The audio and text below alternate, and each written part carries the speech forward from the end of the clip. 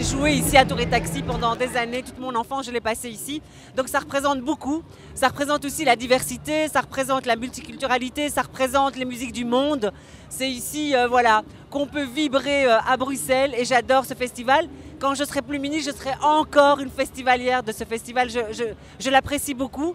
Et d'ailleurs quand j'ai été désignée, on m'a appelée en 2004 la ministre couleur café, c'était pour moi un beau compliment. Et que pensez-vous d'initiatives comme All for Energy and Energy for All? Mais j'aime bien la dimension, c'est vrai, écologique et de développement durable et renouvelable. Je crois que c'est important de sensibiliser les festivaliers à toutes ces questions sociétales. Et c'est clair qu'un festival, eh bien, c'est aussi le lieu où on peut se poser des questions. De la même manière que moi, je travaille beaucoup avec des associations qui font de la sensibilisation pour toutes les questions d'assuétude, la drogue, l'alcool, attention aux relations sexuelles non protégées, attention aux problèmes dans les oreilles et donc mettre les bouchons parce que c'est vrai qu'il y a des risques auditifs. Il y a un certain nombre de problèmes qui peuvent se poser dans les festivals et donc il faut les prendre en compte, même si le festival c'est un lieu de loisirs, de plaisir, de bonheur et c'est ça qui compte en fait. J'adore le festival Couleur Café. Ah, j'adore le festival Couleur Café, j'ai vu depuis que je suis toute petite. Vraiment, c'est mon... Non, j'adore Couleur Café. Et c'est qui ton artiste préféré? Mais non, ce que j'aime... Ah, Manixé, pour mettre l'ambiance ce soir. Ah, Manixé, voyons. On va gâter le coin. On va gâter le coin. C'est chaud.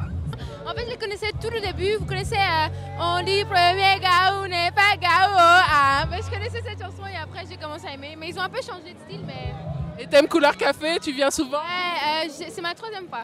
Si vous pouvez résumer en un mot, qu'est-ce qui fait le succès de ce festival Couleur Café? Parce qu'il y a des milliers de festivals, qu'est-ce qui fait que celui-ci est assez particulier? Chacun est animé du même désir, d'avoir envie de faire plaisir.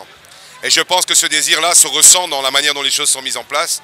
Et les gens, vous savez, quand vous accueillez les gens chez vous, qui mangent bien, qui sont bien accueillis, qu'il y a de la bonne musique, mais c'est chez vous qu'ils vont revenir. Il y a une âme à Couleur Café.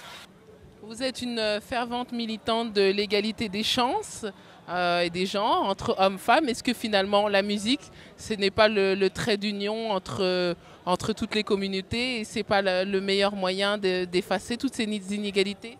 Mais moi, je suis persuadée que la culture vraiment permet de faire tomber des barrières et faire tomber des murs.